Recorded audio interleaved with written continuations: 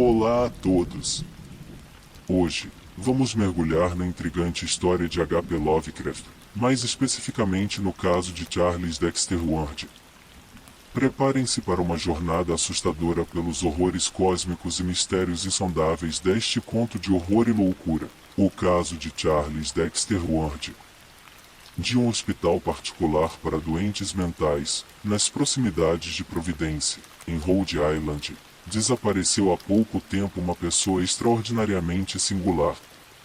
Chamava-se Charles Dexter Ward e fora internado com grande relutância do pai, o qual, pesaroso, vira sua aberração transformar-se de mera excentricidade numa lúgubre obsessão que implicava a possibilidade de tendências assassinas e uma mudança peculiar de sua estrutura mental. Os médicos confessam-se bastante desconcertados com seu caso, pois apresenta singularidades de caráter fisiológico geral e, ao mesmo tempo, psicológico. Em primeiro lugar, o paciente parecia estranhamente mais velho do que atestavam seus 26 anos. É verdade que uma perturbação mental faz uma pessoa envelhecer depressa, mas o rosto desse jovem assumirá uma aparência grácil que só os muito idosos normalmente adquirem. Em segundo lugar, seus processos orgânicos mostravam uma certa estranheza de proporções que não encontrava paralelo na experiência médica. A respiração e o funcionamento cardíaco tinham uma desconcertante falta de simetria, a voz sumira, a ponto de lhe ser impossível emitir qualquer som mais alto do que um sussurro, a digestão era incrivelmente prolongada e reduzida ao mínimo, e as reações nervosas aos estímulos comuns não tinham qualquer relação com tudo o que, normal ou patológico, fora antes registrado no passado. A pele era morbidamente fria e a estrutura celular do tecido parecia exageradamente áspera e frouxa. Até uma marca de nascença, grande cor de oliva sobre o quadril direito, havia desaparecido e, ao mesmo tempo, formara-se sobre seu peito uma verruga muito peculiar, uma mancha enegrecida, da qual não havia sinal antes. Em geral, todos os médicos concordam que em Ward os processos metabólicos estavam retardados num grau inusitado. Do ponto de vista psicológico, Charles Ward era singular. Sua loucura não tinha nenhuma afinidade com qualquer caso já registrado, inclusive nos tratados mais recentes e abrangentes, e se combinava a uma energia mental que o tornaria um gênio ou um líder não tivesse degenerado em formas estranhas e grotescas. O Dr. Villette, o médico da família Ward, afirma que toda a capacidade mental do paciente, a julgar por sua reação às questões externas à esfera de sua insanidade, em realidade aumentara desde que adoecera. Ward, em verdade, sempre fora um estudioso e um apreciador de antiguidades, mas mesmo suas obras anteriores mais brilhantes não mostravam o prodigioso domínio e a profundidade revelados durante os exames a que os psiquiatras o submeteram. Em realidade, foi difícil conseguir sua internação legal no hospital, tão poderosa e lúcida parecia a mente do jovem, e somente as provas apresentadas por outras pessoas e a quantidade de lacunas anormais em seu cabedal de informações, em contraposição à sua inteligência, permitiram que ele fosse por fim internado. Na época de seu desaparecimento era um ávido leitor e um conversador tão grande quanto sua fraca voz lhe permitia, e observadores agudos, incapazes de prever sua fuga, prognosticavam que ele não demoraria muito a obter a autorização para sair do hospital. Somente o Dr. Villette, que trouxera ao mundo Charles Ward e acompanhará o desenvolvimento de seu corpo e espírito, parecia alarmado com a ideia de sua futura liberdade. Ele tivera uma terrível experiência e fizera uma terrível descoberta que não ousava revelar aos colegas céticos. Em realidade, Villette guarda para si um pequeno mistério em seu envolvimento com o caso. Ele foi a última pessoa a ver o paciente antes da fuga e saiu daquela derradeira entrevista num estado de horror misturado a alívio lembrado por muitos ao ser conhecida a fuga de Ward, 3 horas mais tarde. A fuga em si é um dos mistérios não solucionados do hospital do Dr. White. Uma janela aberta sobre uma abrupta queda de 20 metros não a explicaria, contudo, após aquela conversa com Villette, O jovem inegavelmente desaparecera. O próprio Villette não tem explicações satisfatórias para oferecer, embora estranhamente seu espírito pareça mais aliviado do que antes da fuga. Muitos, em realidade, acham que ele gostaria de dizer mais coisas se acreditasse que um número considerável de pessoas lhe daria crédito. Encontrara Ward em seu quarto, mas, pouco depois que o médico saíra, os atendentes bateram em vão à porta. Ao abri-la, constataram que o paciente não estava lá e só encontraram a janela aberta através da qual uma brisa gélida de abril trouxe para dentro uma nuvem de fino pó cinza azulado que quase o sufocou. É verdade que os cães uivaram algumas vezes antes, mas isto foi enquanto Villette ainda estava presente. Os animais não pegaram nada e em seguida se acalmaram. O pai de Ward foi informado imediatamente por telefone, contudo pareceu mais entristecido do que surpreso. Quando o Dr. White foi visitá-lo pessoalmente, o Dr. Villette já havia conversado com ele e ambos negaram qualquer conhecimento ou cumplicidade na fuga. Só foi possível obter algumas indicações de poucos amigos íntimos de Villette e de Ward pai, e mesmo estas eram extremamente fantásticas para que se lhes pudesse dar crédito. O único fato concreto é que até o momento não foi descoberto nenhum vestígio do louco desaparecido. Charles Ward amava as coisas antigas desde a infância e indubitavelmente adquirira essa predileção por causa da antiguidade da cidade em que vivia e pelas relíquias do passado que enchiam cada canto da velha mansão dos pais em Prospect Street, no cume da colina. Com o passar dos anos, sua paixão pelas coisas antigas aumentava de forma que história, genealogia e o estudo da arquitetura, do mobiliário e da arte colonial acabaram por ocupar totalmente sua esfera de interesses. É importante lembrar estas predileções ao analisar sua loucura, pois muito embora não constituam absolutamente seu cerne, desempenham um papel proeminente em sua forma superficial.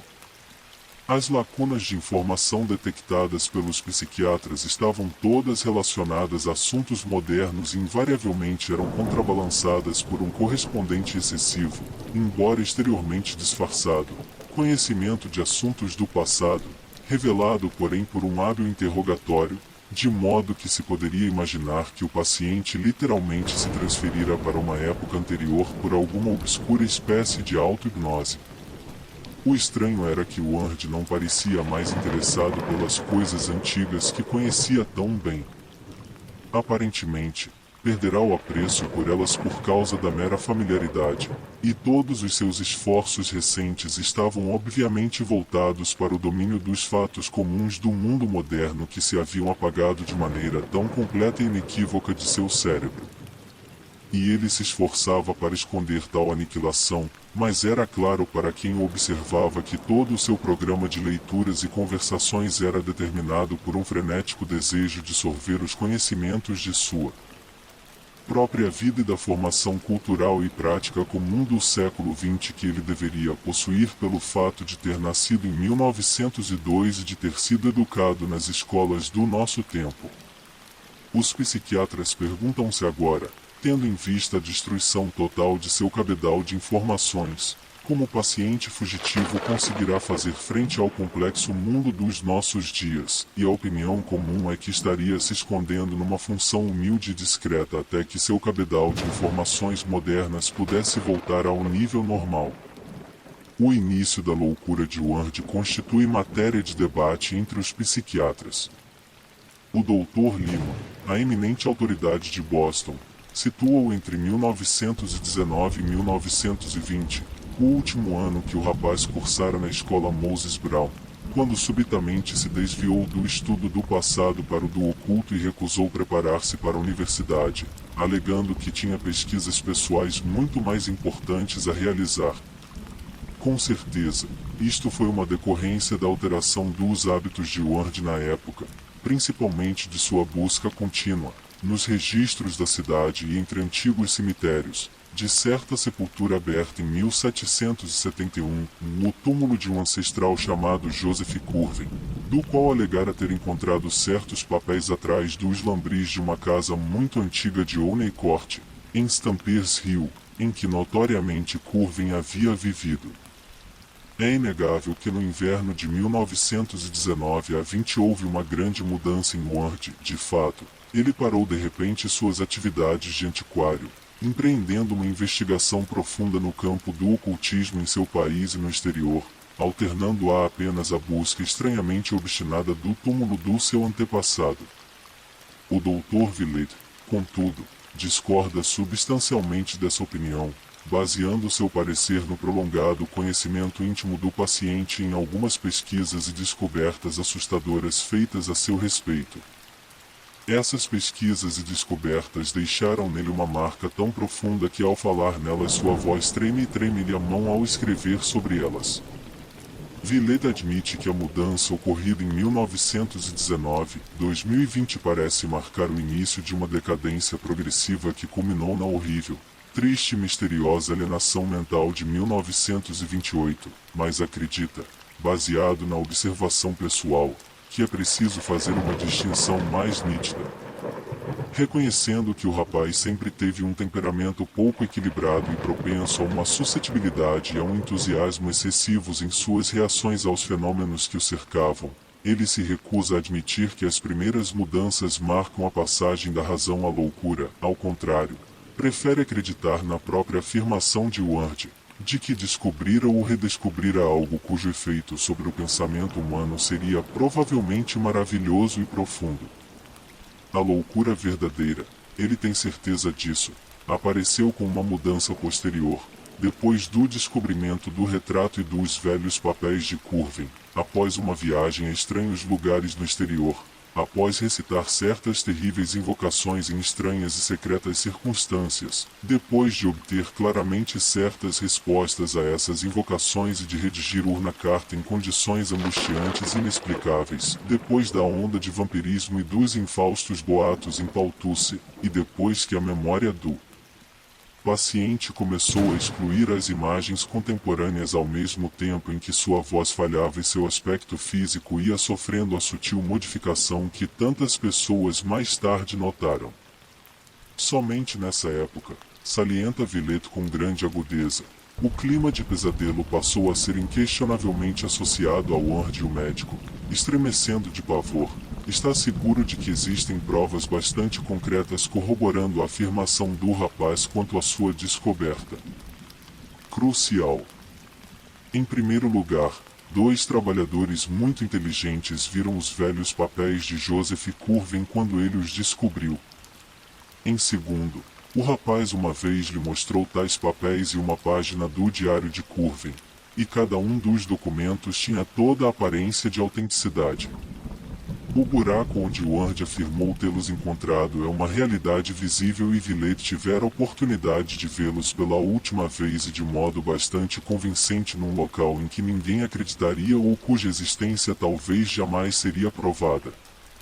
Depois havia os mistérios e as coincidências das outras cartas de Orne Hutchinson e o problema da caligrafia de Curwen e daquilo que os detetives trouxeram à luz a respeito do Dr. Allen. Essas coisas e a terrível mensagem em cursivo medieval encontrada no bolso de Villette quando recuperou a consciência após sua experiência chocante. E mais conclusivos do que tudo são os dois horrendos resultados obtidos pelo médico com certas fórmulas durante suas investigações finais, resultados que praticamente comprovaram a autenticidade dos papéis e de suas monstruosas implicações, ao mesmo tempo em que os tais papéis foram subtraídos para sempre do conhecimento humano. É preciso considerar os primeiros anos da vida de Charles Ward como algo que pertence ao passado e às antiguidades que ele amava tão ardentemente. No outono de 1918, com uma considerável manifestação de entusiasmo pelo adestramento militar da época, ele ingressara no primeiro ano da escola Moses Brown, que fica bem próxima de sua casa. O antigo edifício principal, erguido em 1819, sempre agradara seu gosto pelas coisas antigas, e o amplo parque no qual se localiza a academia atraía sua predileção pela paisagem. Suas atividades sociais eram poucas e passava grande parte de seu tempo em casa, encaminhadas sem destino, nas aulas e deveres e na busca de dados arqueológicos e genealógicos na prefeitura, na Assembleia Estadual, na Biblioteca Pública, na Sociedade Científica, na Sociedade Histórica, nas bibliotecas John Carter Brown e John Ada Brown University, na Biblioteca Shipley, recentemente inaugurada em Benefit Street. Ainda é possível retratá-lo como era naquele tempo, alto, magro, loiro, olhos atentos e ligeiramente curvo, trajado de maneira um tanto negligente. A impressão predominante era de inócua falta de jeito mais que de encanto pessoal. Suas caminhadas eram sempre aventuras pelo mundo do passado, durante as quais ele tentava recapturar as miríades de relíquias de uma fascinante cidade antiga, um retrato vivo e coerente de outros séculos. Sua casa era uma grande mansão georgiana no topo da colina bastante íngreme que se ergue a leste do rio, e das janelas posteriores ele olhava atordoado a multidão de pináculos, cúpulas, telhados e topos de arranha-céus da cidade baixa até as colinas em tons violeta nos campos distantes, ao fundo. Aqui ele nascerá e do belo pórtico clássico na fachada de tijolos entre as duas janelas salientes a babá o conduzia para o primeiro passeio de carrinho, em frente à pequena casa branca da fazenda de 200 anos, que há muito a cidade absorvera, em direção às imponentes escolas ao longo da rua suntuosa, cujas antigas mansões quadradas de tijolos e casas menores de madeira de pórticos estreitos com pesadas colunas dóricas pareciam sonhar, sólidas e exclusivas em meio aos seus generosos parques e jardins. Havia sido conduzido também ao longo da sonolenta Condon Street, um patamar abaixo. Na colina íngreme com todas as suas casas a leste sobre altos terraços. As pequenas casas de madeira em geral eram mais antigas aqui, pois ao crescer a cidade fora subindo por esta colina. Nesses passeios ele absorvera um pouco da cor de uma pitoresca aldeia colonial. A babá costumava parar e sentar-se nos bancos de Prospect Terrace para conversar com os guardas, e uma das primeiras lembranças da criança era o imenso mar de nebulosos telhados, cúpulas, campanários e colinas distantes ao ocidente, que vira numa tarde de inverno daquele grande terraço com balaustrada, violeta e místico contra um pôr de sol apocalíptico, de febris tons vermelhos, ouro, púrpura e curiosos verdes. A imensa cúpula de mármore da Assembleia destacava-se com sua maciça silhueta, a estátua do topo aureolada fantasticamente por um rasgo na camada de nuvens matizadas que barravam o céu chamejante. Quando ele cresceu, começaram suas famosas caminhadas, primeiro com a babá, arrastada com impaciência, e depois sozinho em sonhadora meditação. Ele se aventurava cada vez mais longe, descendo a colina quase perpendicular, alcançando os planos mais antigos e pitorescos da cidade velha. Hesitava cautelosamente descendo a vertical Jenkins Street com seus muros posteriores e frontões coloniais até a esquina da sombria Benefit Street, onde se erguiam dois portões antigos com colunas jônicas, ao seu lado, um telhado pré-histórico com mansarda, as ruínas de um primitivo quintal de fazenda e a imensa casa do juiz Durfey, com vestígios do Fausto georgiano.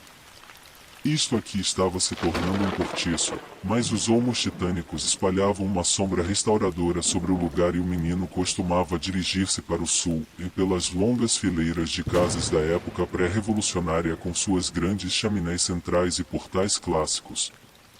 Do lado oriental, elas se erguiam sobre porões com dois lances de degraus de pedra ladeados por balaústres de ferro, e o jovem Charles as imaginava como eram quando a rua era nova e saltos vermelhos e perucas adornavam os frontões pintados cujos sinais de deterioração já se tornavam tão visíveis. A oeste, a colina despencava quase tão verticalmente como acima, até a velha Town Street que os fundadores haviam projetado à beira do rio em 1636. Aqui estendiam-se inúmeras vielas com casas amontoadas, apoiadas umas às outras, antiquíssimas, embora fascinado, demorou muito até ousar palmilhar sua arcaica verticalidade, temeroso de que não passassem de um sonho ou introduzissem a terrores desconhecidos. Achava muito menos ameaçador prosseguir por benefícios em frente às grades de ferro que cercavam o escondido cemitério da igreja St. John e a parte posterior de Colony House, de 1761, e a massa da Golden Ball Inn, reduzida a ruínas, onde Washington se hospedara. Em Meeting Street e chamada sucessivamente Gaul Lane e King Street em outras épocas, nele costumava olhar para cima, em direção ao oriente, e contemplar os lances curvos de degraus com os quais a estrada subia a encosta, e depois para baixo, ao ocidente, vislumbrando o antigo edifício colonial de tijolos da escola, que sorri do outro lado da rua sob a antiga tabuleta com a cabeça de Shakespeare, onde o Providence Gazette and Country Journal era impresso antes da Revolução. Vinha então a bela primeira igreja batista de 1775, faustosa, com seu incomparável campanário de gibes, e ao seu redor os telhados georgianos e as cúpulas como que suspensos no ar.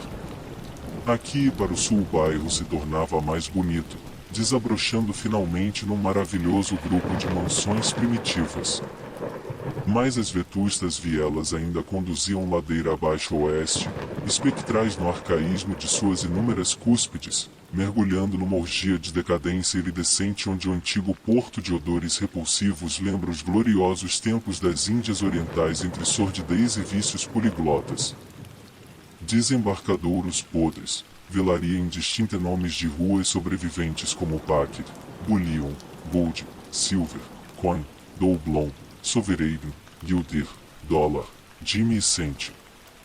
Às vezes, à medida que ia crescendo e se tornava mais afoito, o jovem Ward se aventurava lá embaixo naquele turbilhão de casas tropegas, bandeiras de janelas quebradas, degraus arrebentados, balaustradas retorcidas, rostos trigueiros e odores indefiníveis, virando de South Main para South Water, vasculhando as docas onde os vapores ainda atracavam na baía e voltando em direção ao norte para este terraço inferior, passando pelos armazéns de tetos muito inclinados de 1816 e a ampla praça na Great Bridge. Aqui o edifício do mercado de 1773 ainda se ergue firme sobre seus antigos arcos.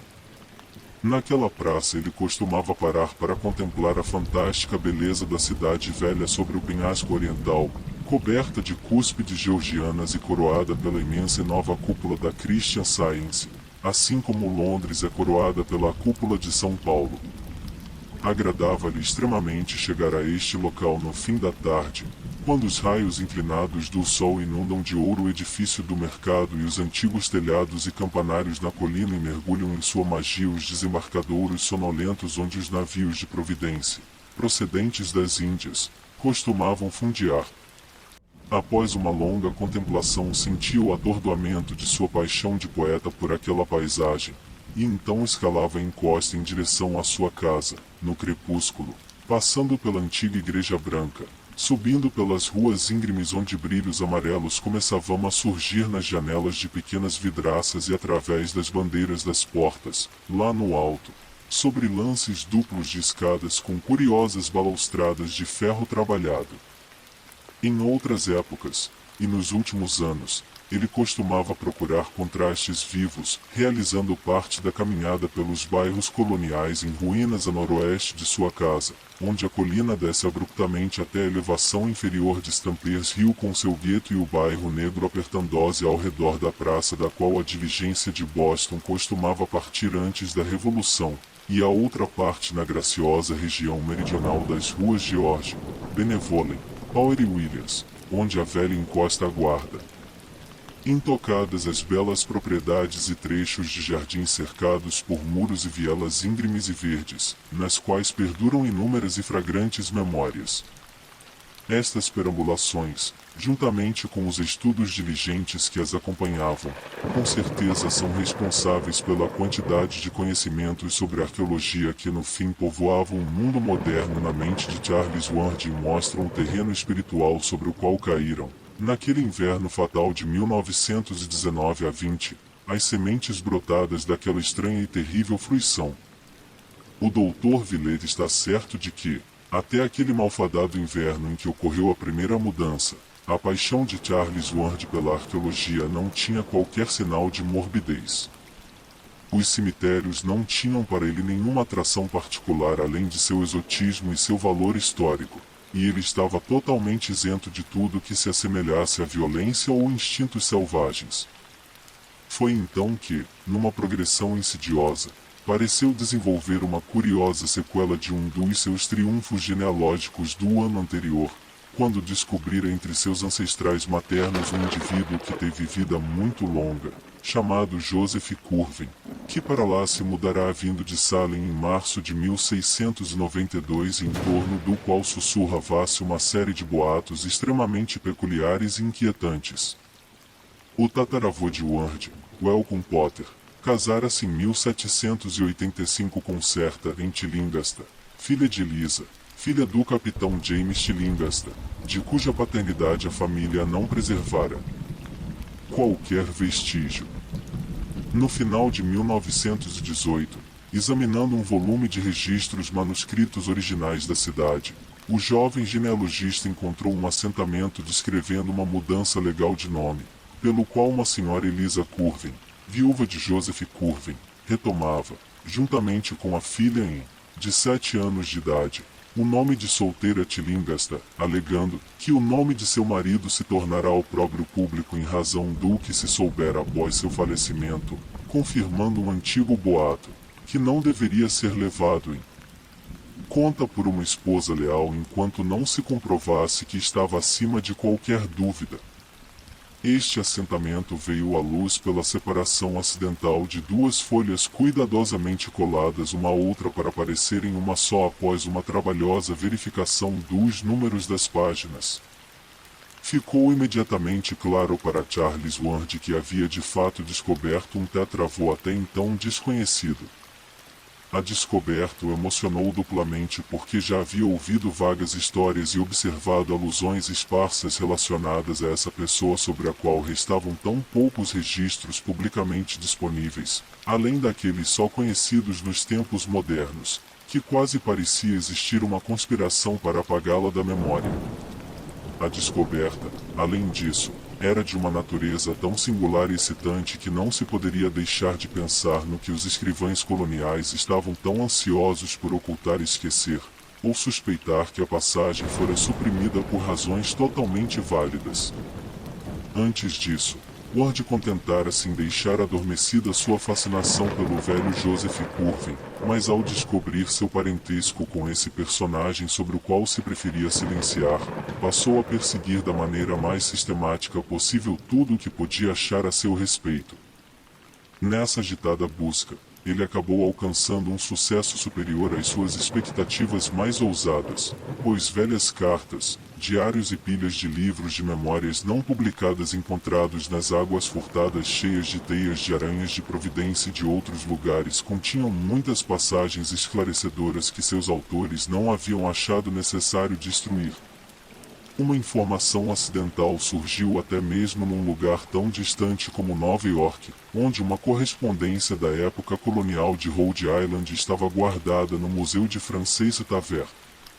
A coisa realmente crucial, entretanto, e o que na opinião do Dr. Villette constituiu a causa definida da desgraça de Ward, foi o material encontrado em agosto de 1919 atrás dos lambris de madeira da casa semi-destruída de Olney Court. Foi aquilo, sem sombra de dúvida, que escancarou as visões negras cujo fim era mais profundo do que o inferno. Capítulo 2. Antecedente horror. Joseph Curwen, segundo revelaram as vagas lendas ouvidas ou descobertas por Ward, era um indivíduo extremamente assombroso, enigmático, sombriamente horrível. Ele fugira de Salem para Providência, o abrigo universal dos excêntricos, dos homens livres e dos dissidentes, e no início do grande pânico da bruxaria, temendo ser acusado por causa de seus hábitos solitários e de suas curiosas experiências químicas e alquimistas. Era um homem de aspecto insignificante, de cerca de 30 anos de idade, logo foi considerado digno de se tornar um cidadão de Providência. Adquiriu então um lote para habitação ao norte daquele de Gregory Dexter, aproximadamente no início de Olney Court. Sua casa foi construída em Stampers Hill ao oeste de Town Street, na parte que mais tarde se chamaria Honey Court, e em 1761ª substituiu por outra maior, no mesmo local, que ainda está de pé. A primeira coisa estranha em Joseph Curwen era o fato de que ele não parecia mais velho do que era na época de sua chegada. Ingressou no negócio dos transportes marítimos, adquiriu alguns desembarcadouros nas proximidades de Mile End Cove, ajudou a reconstruir a Great Bridge em 1713 e a igreja congregacional sobre a colina, mas sempre conservava o aspecto indefinível de um homem não muito acima dos 30 ou 35 anos. Com o passar das décadas, esta característica singular começou a despertar grande atenção, mas Curwen sempre explicava dizendo que descendia de antepassados vigorosos e levava uma vida simples que não o desgastava. De que maneira tal simplicidade poderia se conciliar com as inexplicáveis idas e vindas do comerciante com estranhos brilhos em suas janelas a todas as horas da noite não era muito claro para as gentes da cidade, que estavam propensas a atribuir outras razões à sua perene juventude e longevidade. A maioria acreditava que isto teria muito a ver com incessantes misturas e cocção de substâncias químicas. Diziam os boatos que ele mandava vir estranhas substâncias de Londres e das Índias em seus navios ou as adquiria em Newport, Boston e Nova York, e quando o velho doutor Jabes Bowen chegou de rebobote e abriu sua loja de boticário do outro lado da Great Bridge com o unicórnio e o almofariz na tabuleta sobre a porta, houve intermináveis falatórios a respeito das drogas, ácidos e metais que o taciturno recluso continuamente comprava ou encomendava.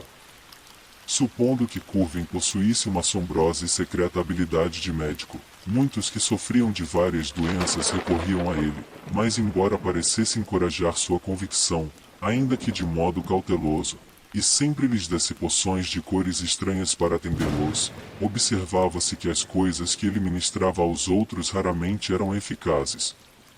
Finalmente, quando mais de 50 anos haviam se passado desde a chegada do forasteiro, sem produzir uma mudança de mais de 5 anos em seu rosto e físico, as pessoas começaram a murmurar de maneira ainda mais insistente e atender quase totalmente ao desejo de isolamento que ele sempre manifestara.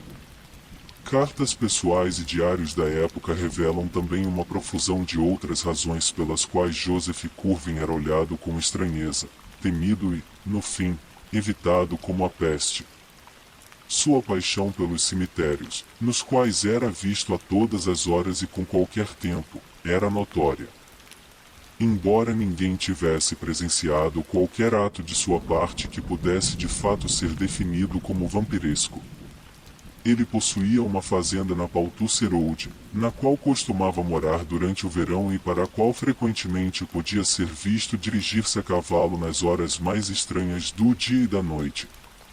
Aqui, seus únicos empregados, trabalhadores braçais e guardas, eram 2 taciturnos índios da tribo Narragansett, o marido mudo e com curiosas cicatrizes, e a mulher com uma expressão extremamente repulsiva, talvez devido a uma mistura com sangue negro. No anexo dessa casa ficava o laboratório onde era realizada a maior parte das experiências químicas. Carregadores e carroceiros que entregavam garrafas, sacos ou caixas nas portas traseiras da casa bisbilhotavam e trocavam relatos sobre os fantásticos frascos, crisóis, alambiques e fornalhas que viam no quarto baixo cheio de prateleiras, e profetizavam em sussurros que o calado alquimista, querendo dizer alquimista, não demoraria a descobrir a pedra filosofal. Os vizinhos mais próximos à sua fazenda, e os Feners, distantes 1/4 de milha, e tinham coisas ainda mais fantásticas para contar a respeito de certos sons que, afirmavam, vinham da casa de Curwen à noite. Eram gritos, diziam, e uivos prolongados, e eles não gostavam da grande quantidade de gado que invadia os pastos, porque essa quantidade não era necessária para suprir um velho solitário e pouquíssimos empregados com carne, leite e lã. A identidade do gado parecia mudar de semana a semana quando novos rebanhos eram comprados dos fazendeiros de Kingston. E depois também havia algo extremamente detestável com relação a um grande edifício de pedra, pouco distante da casa, com estreitas fendas em lugar das janelas. Os desocupados da Great Bridge tinham muito para comentar sobre a casa de Curwen na cidade, em Olney Street, não tanto a casa nova, bonita, construída em 1761, quando o homem devia ter aproximadamente um século, mas a primeira, baixa, o telhado com água furtada, sem janelas, revestida de tábuas, cujo madeiramento ele tomou a peculiar precaução de queimar após a demolição. Aqui havia menos mistério, é verdade, mas as horas nas quais as luzes eram vistas, o ar furtivo dos dois forasteiros morenos que constituíam a única criadagem masculina, os horríveis e indistintos murmúrios da governanta francesa incrivelmente velha, a grande quantidade de comida que era vista entrar por uma porta atrás da qual viviam apenas 4 pessoas e a qualidade de certas vozes ouvidas frequentemente em conversais abafadas em horas totalmente inadequadas, tudo isto combinava com o que se sabia da fazenda Paltuce para conferir ao lugar uma péssima fama. Mesmo nos círculos mais seletos a residência de Curwen não deixava de ser comentada, pois, à medida que o recém-chegado se introduzira na igreja e no ambiente dos negócios da cidade, travara naturalmente conhecimento com pessoas da melhor espécie, cuja companhia e conversação estava bastante apto a apreciar. Sabia-se que nascerá de boa família, porque os Curwens de Salem não precisavam de apresentação na Nova Inglaterra. Soube-se que Joseph Curwen viajara muito na juventude, que viverá um tempo na Inglaterra e fizera pelo menos 2 viagens ao Oriente, e sua conversação, quando se dignava usá-la, era de um inglês instruído e culto. Mas, por alguma razão, Curwen não se importava com a sociedade. Embora em realidade ele jamais recebesse mal um visitante, sempre erguia um muro de reserva tão grande que poucos conseguiam dizer-lhe alguma coisa que não soasse tola. Em seu comportamento parecia haver sempre à espreita uma certa arrogância enigmática, sardônica, como se, tendo convivido entre estrangeiros e homens mais poderosos, tivesse concluído que todos os seres humanos eram obtusos. Quando o Dr. Sheckley, famoso por sua sabedoria, chegou de Boston em 1738 para se tomar o reitor da King's Church, não deixou de visitar alguém a cujo respeito tanto ouvirá falar, mas saiu pouco depois por ter percebido algo sinistro nas conversas de seu anfitrião. Charles Ward disse a seu pai, quando discutiam sobre Curwen numa noite de inverno, que daria tudo para saber o que o misterioso velho teria dito ao brilhante clérigo, mas todos os diários concordam quanto à relutância do Dr. Sheckley em repetir algo daquilo que ouvirá. O bom homem ficará terrivelmente chocado e jamais conseguirá lembrar de Joseph Curwen sem perder, de maneira evidente, a jovial cortesia que o tomara famoso. No entanto, mais definida era a razão pela qual outro homem de refinamento e berço evitava o arrogante ermitão. Em 1746, o Sr. John Merritt, um idoso cavalheiro inglês, com tendências literárias e científicas, chegou de Newport à cidade que já superava rapidamente em prestígio e construiu uma bela casa de campo no Neck, no que é hoje o coração da zona residencial. Ele vivia com considerável estilo e conforto, era proprietário da primeira carruagem e de criados de libré da cidade, orgulhando-se grandemente de seu telescópio, microscópio e de sua seleta biblioteca de livros ingleses e latinos. Ouvindo falar de Curwen como proprietário da melhor biblioteca de Providência, o Sr. Merritt lhe fez logo uma visita e foi recebido de modo mais cordial do que muitos outros visitantes da casa haviam sido. Sua admiração pelas amplas estantes do anfitrião, as quais, ao lado dos clássicos gregos, latinos e ingleses exibiam uma notável bateria de obras filosóficas, matemáticas e científicas, incluindo Paracelsus, Agrícola, Van Helmont, Sylvius, Glauber, Boyle, Boerhaave, Becher e Stahl, levou Curwen a sugerir uma visita à casa da fazenda e ao laboratório para onde jamais havia convidado quem quer que fosse antes, e os dois partiram imediatamente na carruagem do Sr. Merritt. O Sr. Merritt sempre confessou não ter visto nada de realmente horrível na casa da fazenda, mas afirmou que os títulos dos livros da biblioteca especial sobre assuntos taumatúrgicos, alquimistas e teológicos que Curwen mantinha numa sala da frente, foram suficientes para inspirar-lhe uma aversão duradoura. Entretanto, foi talvez a expressão do rosto do proprietário ao exibi-los que contribuiu em grande parte para esse preconceito. Essa bizarra coleção, além de uma miríade de obras comuns que o Sr. Merritt não se sentiu excessivamente alarmado em lhe invejar, abrangiam quase todos os cabalistas, demonólogos e mágicos conhecidos, e eram um reservatório de tesouros do saber nos duvidosos reinos da alquimia e astrologia. Hermes Trismegisto na edição de Mesnard, a Turba Philosopharum, o Liber Investigatianis de Geber e a Chave da Sabedoria de Artefous estavam todos lá, com o cabalístico Zohar, a série Albertus Magnus de Peter João, a Ars Magna e Última de Raymond Lully na edição de Zetzner, Thesaurus Chemicus de Roger Bacon, Clavis Alchimiae de Flum, de Lápide Philosophico de Triteme, um ao lado do outro. Os judeus e árabes medievais estavam representados em profusão e o Sr. Merritt ficou pálido quando, ao retirar da estante um lindo volume com o título vistoso de Canon Islã, descobriu tratar-se em verdade do proibido Necronomicon do louco árabe Abdul al-Azraq, a cujo respeito ouvirá sussurrar coisas monstruosas, alguns anos antes, após a descoberta de ritos abomináveis na estranha aldeiazinha de pescadores de Kingsport, na província de Massachusetts Bay. Mas, curiosamente, o digno cavalheiro confessou-se perturbado de modo mais indefinível por um detalhe insignificante. Sobre a imensa mesa de mogno jazia virado para baixo um exemplar de Borellus, gasto pelo uso, trazendo muitas notas misteriosas escritas à mão por Curwen ao pé da página e entre as linhas. O livro estava aberto mais ou menos no meio e um parágrafo exibia riscos tão grossos e trêmulos debaixo das linhas em místico gótico antigo que o visitante não resistiu à tentação de examiná-las atentamente.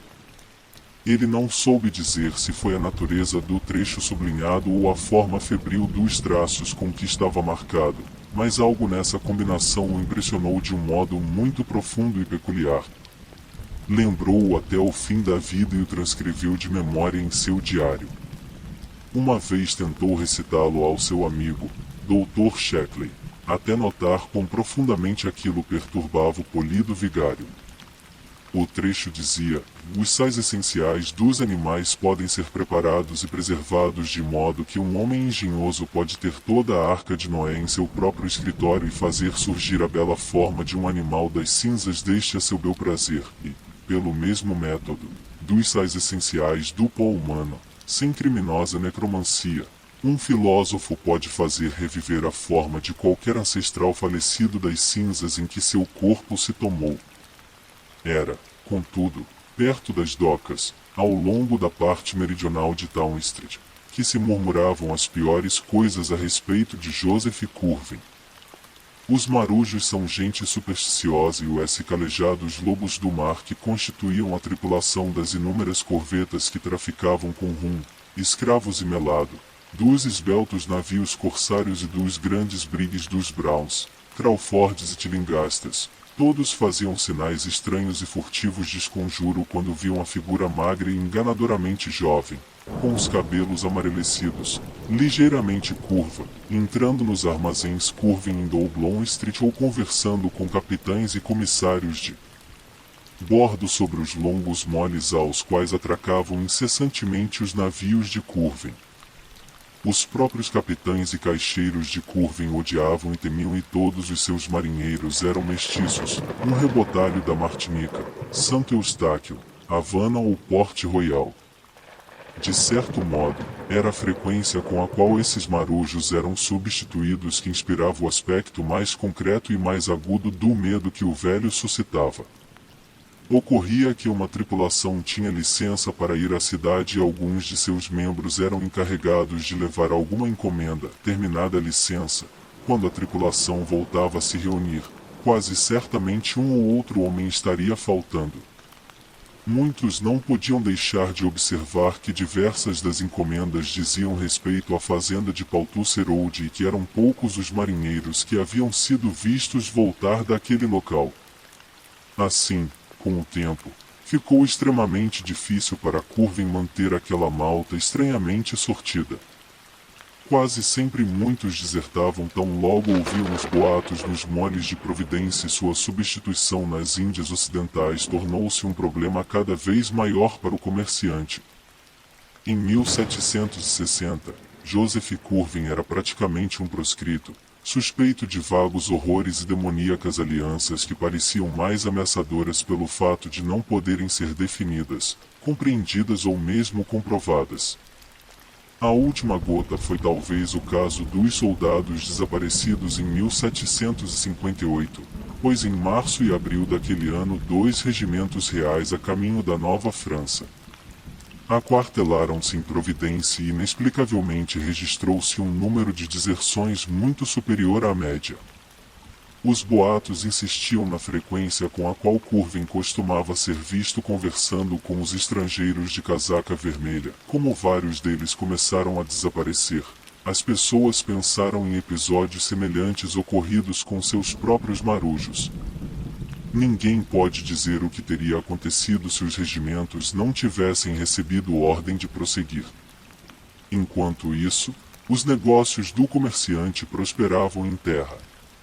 Ele praticamente detinha o monopólio do comércio da cidade em salitre, pimenta preta e canela, e ultrapassava qualquer outra empresa de navegação, com exceção dos Browns, na importação de produtos de latão, índigo, algodão, lã, sal, cordas, ferro, papel e artigos ingleses de todo gênero. Comerciantes como James Green, no estabelecimento com a tabuleta do elefante em Shepseed, os Russells, do estabelecimento Águia Dourada, do outro lado da Great Bridge, ou Clark Nightingale, de A Frigideira e o Peixe, perto da nova casa de café, dependiam quase totalmente dele para seus estoques, e seus negócios com os destiladores locais, os fabricantes de laticínios, os criadores de cavalos na Narragansett e os fabricantes de velas de Newport tomavam um dos mais importantes exportadores da colônia. Embora fosse posto no ostracismo, não lhe faltava certo espírito cívico. Quando a Colony House foi destruída por um incêndio, ele contribuiu generosamente para as loterias graças às quais a nova casa de tijolos, que ainda existe na antiga Main Street, pôde ser construída em 1761. Naquele mesmo ano, ele contribuiu ainda para a reconstrução da Great Bridge depois do furacão de outubro.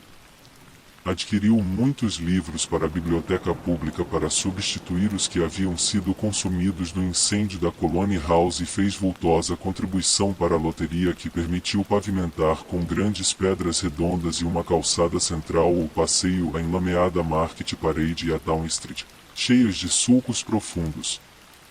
Por volta dessa época, também, construiu a nova casa, simples porém excelente, cujo portão constitui uma obra-prima de entalhes em madeira.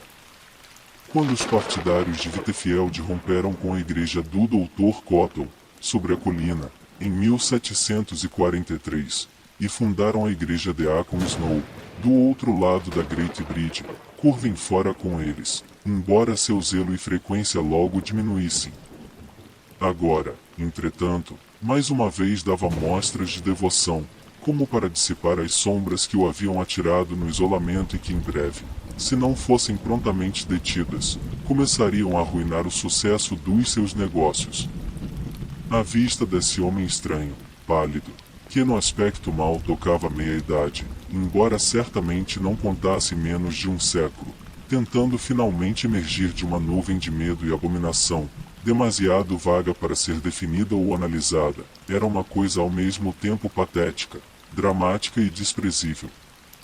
Tal é, entretanto, o poder da riqueza e dos gestos exteriores que, na verdade, a visível aversão a seu respeito diminuiu um pouco, principalmente depois que os repentinos desaparecimentos dos seus marinheiros cessaram abruptamente. Do mesmo modo, começou talvez a usar de extremo cuidado e sigilo em suas expedições aos cemitérios, porque nunca mais foi apanhado nessas peregrinações, ao passo que diminuíam proporcionalmente os comentários sobre os sons e manobras misteriosas em sua fazenda de Paltúcia. O volume do consumo de alimentos e a substituição do gado continuaram anormalmente elevados. Mas jamais até os tempos modernos, quando Charles Ward examinou uma pilha de contas e afiaturas na biblioteca Shipley, ocorreu a alguém, em salvo talvez a um jovem angustiado, fazer tenebrosas comparações entre o grande número de negros da Guiné que ele importara até 1766 e a quantidade perturbadoramente pequena daqueles para os quais ele podia apresentar notas de venda a comerciantes de escravos da Great Bridge ou aos plantadores de Narragansett Country. Com certeza, a astúcia e engenhosidade desse detestado personagem eram misteriosamente profundas quando se convenceu da necessidade de utilizá-las. Mas é claro que o efeito dessa tardia regeneração foi necessariamente leve. Curwen continuava a ser evitado e detestado, como, em realidade, o simples fato de mostrar constantemente um aspecto jovem numa idade avançada bastaria para justificar, e ele percebia que seu sucesso provavelmente acabaria sendo prejudicado por isso. Seus estudos e experiências elaboradas, quaisquer que fossem, exigiam aparentemente uma vultosa renda para serem realizados, e como uma mudança de ambiente o privaria da posição que alcançara com seus negócios, não seria vantajoso para ele, a essa altura, começar de novo num lugar diferente. O bom senso exigia que ele melhorasse de algum modo suas relações com os cidadãos de Providência, de modo que sua presença deixasse de ser motivo de conversas a meia voz, de evidentes desculpas de serviços a fazer em outro lugar e de uma atmosfera geral de embaraço e mal-estar. Seus empregados, reduzidos agora a um rebotalho inepto e indigente que ninguém mais contrataria, davam-lhe muitas preocupações, e só conservava seus capitães imediatos pela astúcia, tentando ganhar algum tipo de ascendência sobre eles, e uma hipoteca, uma nota promissória ou uma informação muito útil para seu bem-estar.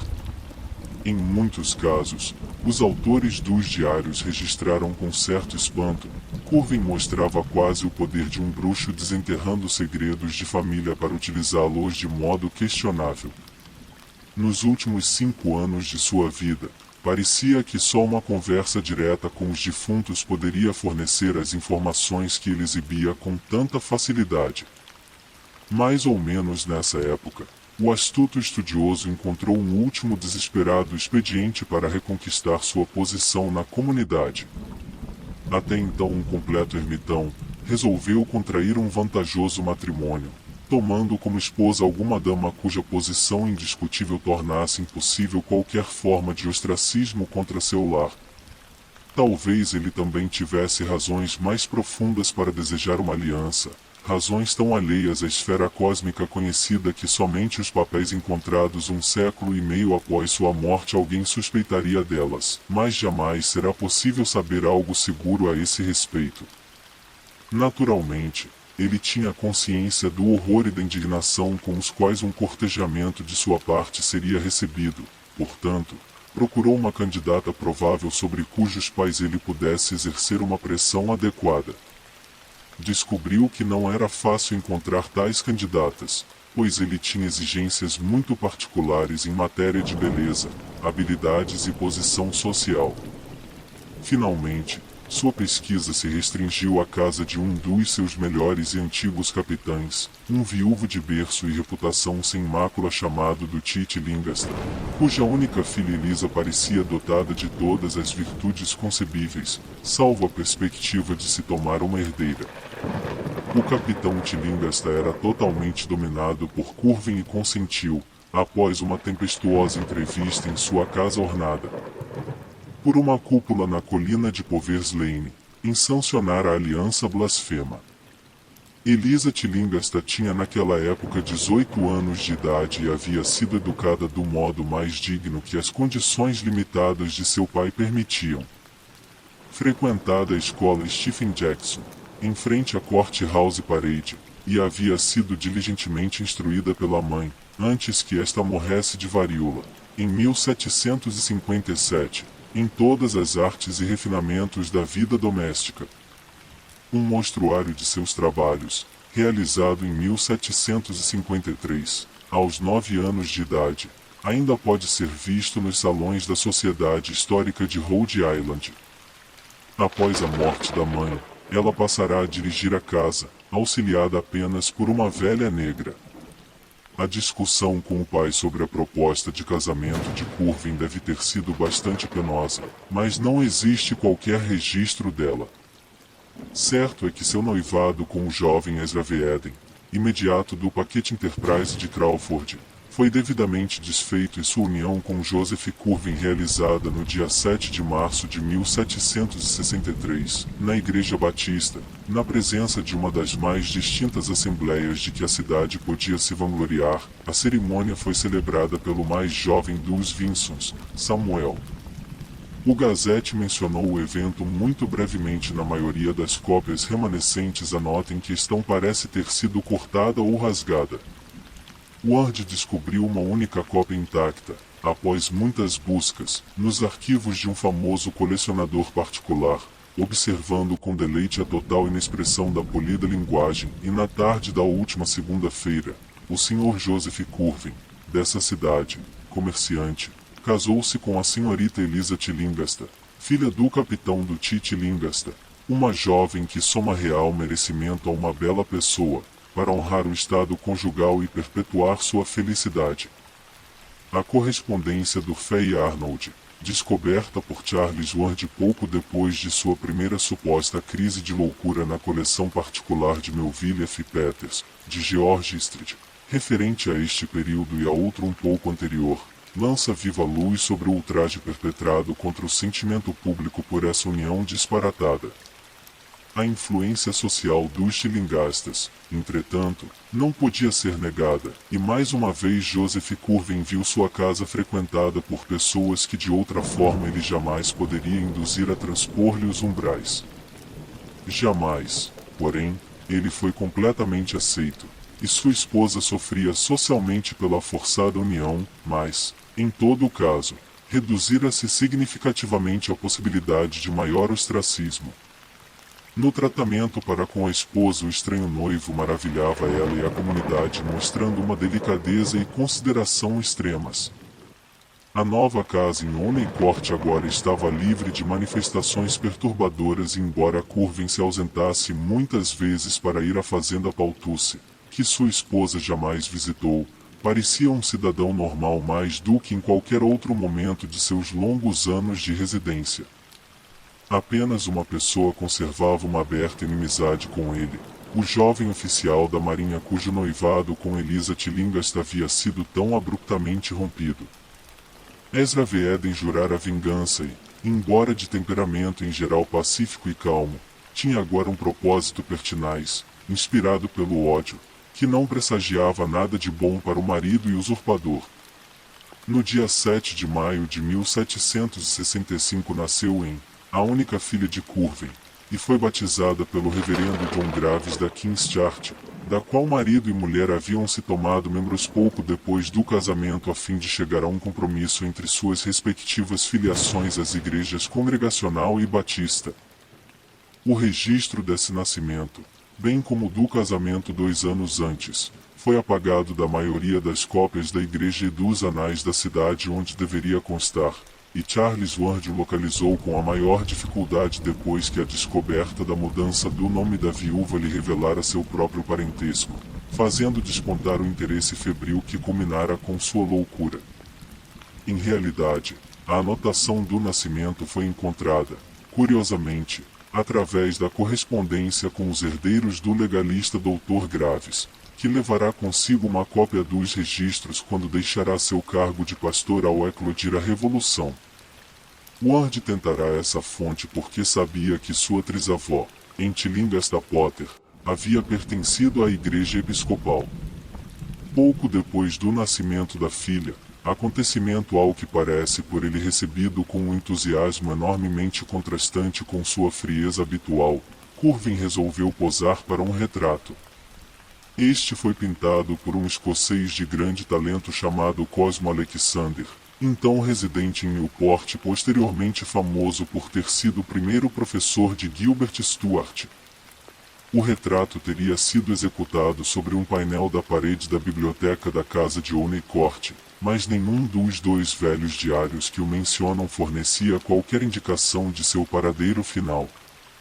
Nesse período, o excêntrico estudioso mostrava sinais de abstração incomum e passava a maior parte do tempo na fazenda de Paltusser Road. Segundo diziam, ele parecia viver num estado de excitação ou ansiedade reprimidas, como se aguardasse algo fenomenal ou estivesse prestes a fazer alguma estranha descoberta. A química ou alquimia pareciam desempenhar um papel significativo a esse respeito, porque levou da casa para a fazenda o maior número de livros sobre o assunto. Sua afetação de interesse cívico não diminuiu e ele não perdia a oportunidade de ajudar líderes como Stephen Hopkins, Joseph Brown e Benjamin West em seus esforços visando elevar o nível cultural da cidade, na época bastante inferior ao de Newport no patrocínio das belas artes. Ele ajudara Daniel Jenkins a abrir sua livraria em 1763, tornando-se a partir de então seu melhor cliente. Estendeu sua ajuda também à Gazette, que lutava com dificuldades e saía todas as quartas-feiras na oficina sob a tabuleta da cabeça de Shakespeare. No campo da política, ele apoiava fervorosamente o governador Hopkins contra o partido de Ward, cuja maior força estava em Newport, e seu discurso realmente eloquente em Ashers Hall, em 1765, contra o estabelecimento de North Providence como cidade autônoma com um voto a favor de Ward na Assembleia Geral, contribuiu mais do que qualquer outra coisa para acabar com o preconceito contra ele próprio. Mas Ezra V. Eden, que o mantinha sob uma vigilância cerrada, escarnecia de toda essa atividade exterior e afiançava que não passava de uma fachada para algum tipo de tráfico inominável como os mais negros abismos do Tártaro.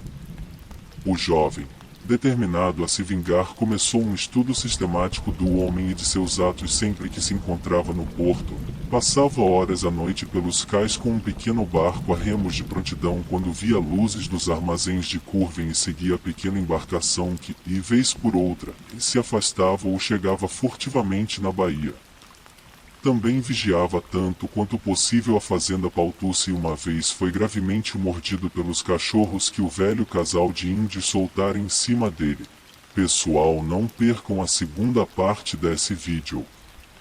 Obrigado por assistir este vídeo até o final. Além de curtir, compartilhar e se inscrever no canal, considerem fazer uma doação de qualquer valor pelo QR Code indicado na tela.